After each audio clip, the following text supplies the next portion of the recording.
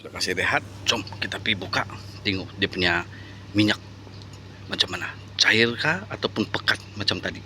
Oke. Oke, balik kita buka ya.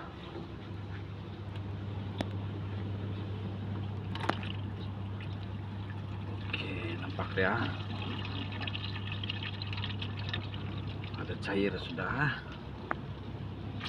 Nampak?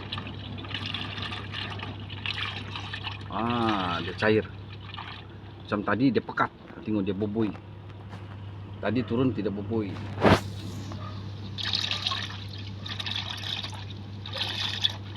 So, kita buang dia lama sikit sementara saya buka sana. Baru kita pergi cari pak. Inilah pentingnya kamu taruh atau engine flush. Oke.